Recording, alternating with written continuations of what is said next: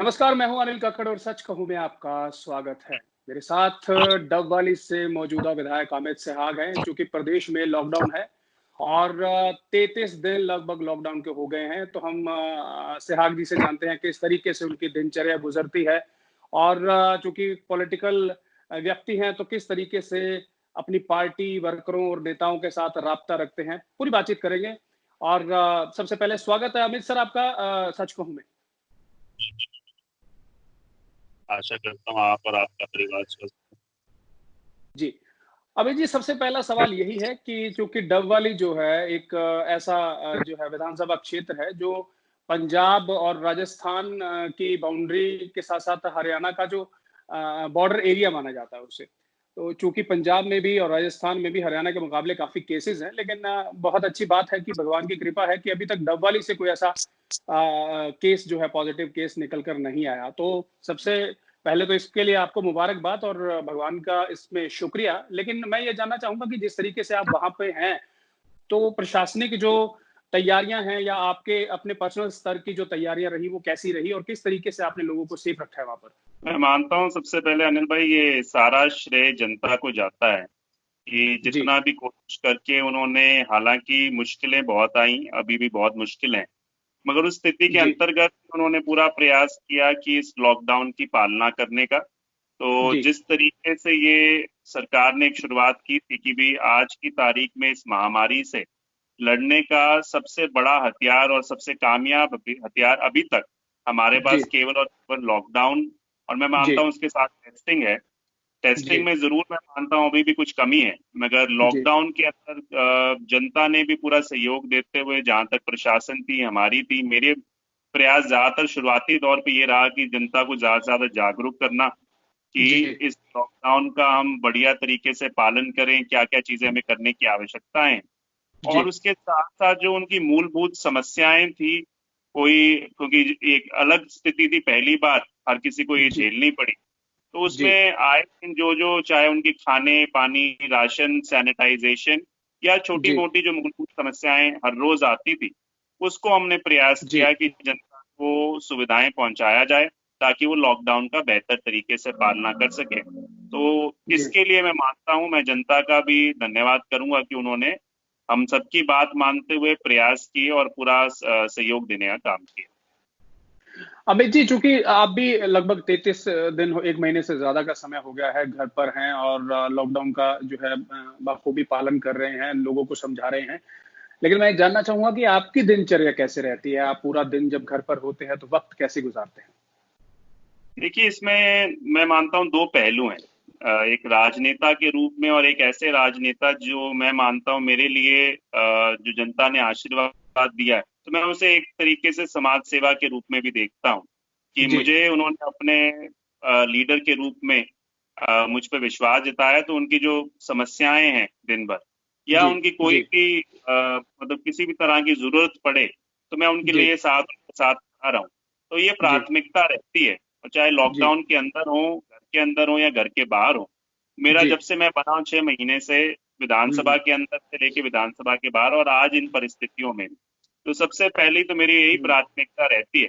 तो दिनचर्या का एक मुख्य हिस्सा ये रहता है कि अपने कार्यकर्ताओं से लेकर जो आम जनता की, चाहे फोन कॉल्स के माध्यम से, मैसेज के माध्यम से मुझे जो संदेश आते हैं, या वो जानकारी देते हैं जी। या कोई समस्या के लिए फोन करते हैं, तो उनका निवारण जी। करने का मैं प्रयास करता हूँ, जनता से संपर्क में रहता हूँ, हालचाल पूछते हैं।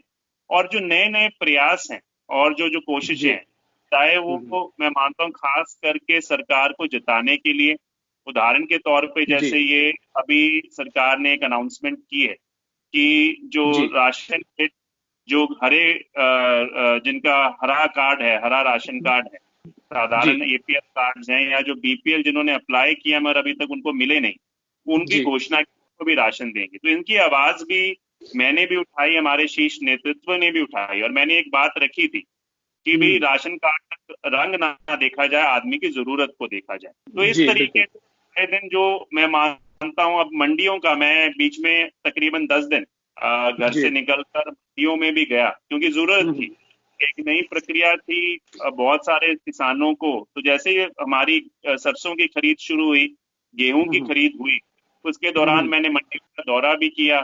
वहां पे जी जो जो समस्याएं आई उसको प्रशासन को बताने का भी काम किया, और जी कोशिश करी तो जो समाधान हम उनका निकाल सकते हैं। तो जी मूलभूत तो मेरी यही सोच और रहती है कि कहीं ना कहीं मेरे जो निर्वाचन क्षेत्र के कोई भी ऐसा व्यक्ति या उसके बाहर का भी किसी को कोई समस्या आए और जो मुझ पर विश्वास जताता है, मैं उसका प्रयास करता हूँ उसे कोई ना कोई हल दिया जाए। उसके साथ साथ जो आपने जैसे पूछा और कैसे समय बीतता है, तो मैं मानता हूँ ये एक अच्छा समय है अपने आप को हर चीज में बेहतर करने के लिए। तो स्वास्थ्य से लेकर सुबह योगा, एक्सरसाइज, मेडिटेशन के लिए मुझे आज जी काफी समय बाद समय मिला है, तो वो यूज करता हूँ। पढ़ाई के लिए कुछ ना कुछ सीखने के लिए पढ़ाई की किताबें जी पढ़ने का काम करता हूँ। और उसके साथ साथ मैं जो अपना क्षेत्र है, अगर मैं मानता हूँ जब लॉकडाउन की स्थिति खुलेगी जी उसके बाद हमारी क्या स्कीमें हो जी सकती हैं, क्या, उसके लिए भी मैं अभी से कुछ ना कुछ समय तैयारी करने में। और चलो थोड़ा ये भी एक मैं कह सकता हूँ कि आज अपने परिवार के साथ भी कुछ समय बिताने का मौका मिलता है।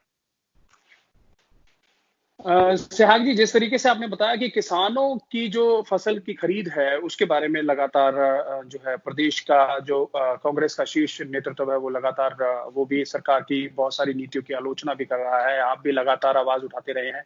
तो आपके क्षेत्र में जो खरीद है वो इस समय किस स्थिति में है, और किसानों को कोई मेजर समस्याएं या कोई ऐसी चीजें जो आप कहना चाहते हैं, सरकार तक पहुंचाना चाहते हैं, अपनी बात रखना चाहते हो कि ये जो प्रॉब्लम है इनका सोल्यूशन तुरंत होना चाहिए, क्योंकि अब जो है स्थिति जो है वो वैसी नहीं है कि एक्सपेरिमेंट ज्यादा किए जाए।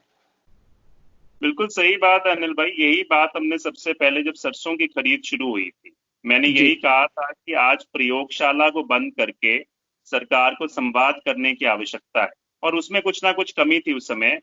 और आए दिन जो पोर्टल का सिस्टम, जो टोकन के माध्यम से उन्होंने सिस्टम शुरू किया हुआ था, किसानों को जी एक संदेश आया करता था कि भी आप 10 किलो सरसों लेकर मंडी में पहुंचे, 20 किलो, मतलब इतना जी छोटी छोटी मात्रा में टोकन दिए जा रहे थे। उसको मैंने समस्या को मुख्यमंत्री कार्यालय तक पहुंचाने का भी काम किया, और उसमें जी कुछ ना कुछ समाधान भी हुआ, हल भी हुआ।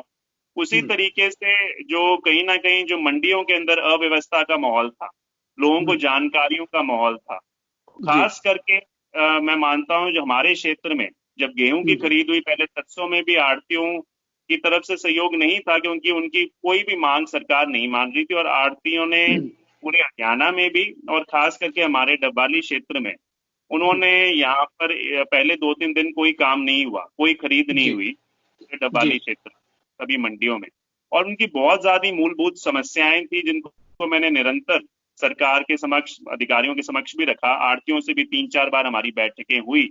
फिर ये मैं मानता हूं हमने भी आह्वान किया, आड़तियों ने भी आपस में ये सोचते हुए कि आज सबसे बड़ी आवश्यकता जो है वो किसानों और मजदूरों के हित को सोचने की आवश्यकता है। तो उसको जी मद्देनजर रखते उन्होंने एक फैसला लिया, और केवल उस फैसले, उस सोच के तहत कि आज हमारा जो ताना बाना बना हुआ है आड़तियों, किसान और मजदूरों का, वो ना टूटे और वो मजबूत हो और किसानों और मजदूरों को सुविधा मिले। तो आड़तियों ने हमारे आह्वान पर उन्होंने जी अपनी अपनी जो एक तरीके से बंद किया हुआ था काम, जो उन्होंने हड़ताल की, तो उसको उठाने का भी काम किया।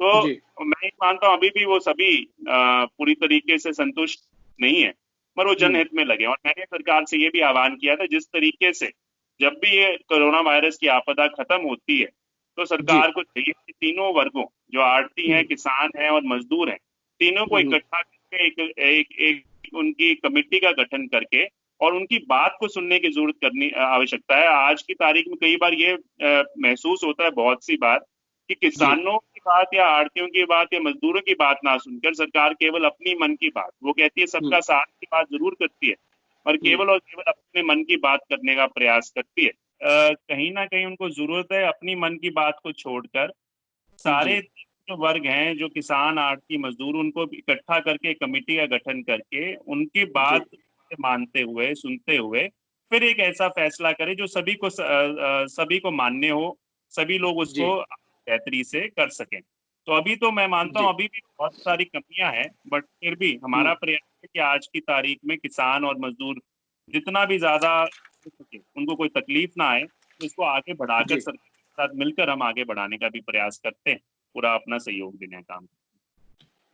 जी, सेहाग जी, चूँकि डबवाली जो है वो एक ऐसा इलाका है जिसके बारे में आपने विधानसभा में बड़े ज़ोरों-शोरों से कुछ सवाल उठाए थे, वो मैंने कवर किए हैं और उन सवालों में एक बड़ा सवाल ये था कि डबवाली में जो नशे की समस्या है, वो बहुत ज़्यादा है। तो चूँकि अब लॉकडाउन है, तो क्या अभी भी कुछ ऐसा है कि जिस तरीके से अवैध नशे की जो खेपें हैं वो पकड़ी जा रही हैं, शराब पकड़ी जा रही है, तो क्या डबवाली में भी इस तरीके की स्थितियाँ हैं? हाँ, हमारे यहाँ बिल्कुल ये अभी भी समस्या बनी हुई है और आज की तारीख में आए दिन केस आते हैं जब चाहे वो चिट्टे की बात हो, चाहे वो आप जैसे कह रहे हैं शराब की बात हो, आए दिन पकड़े जाती है।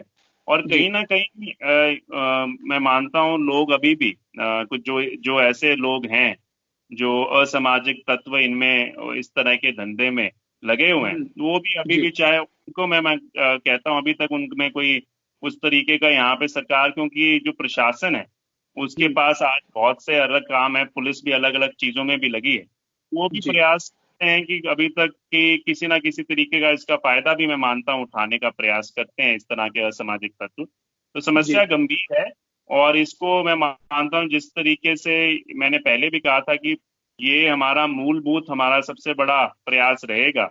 ये कोरोना जी। वायरस स्थिति ठीक होती है तो एक किसानों के लिए और खास करके जो नशे की समस्या है उस पर हुँ, पूरी तरीके से प्रयास जारी रहेगा जब तक इस हल्के से हम इसको खत्म उखाड़ फेंकते नहीं, जब तक हमारी जी। पूरी प्रयास और कोशिश रहेगी। आपने 2019 के इलेक्शन में इनेलो के गढ़ में बड़ी जीत हासिल की और बीजेपी के एक हैवी कैंडिडेट को भी हराया, जिनका सीधा जो माना जा रहा था कि उन पर जो आशीर्वाद है वो सीधा पीएम मोदी का है।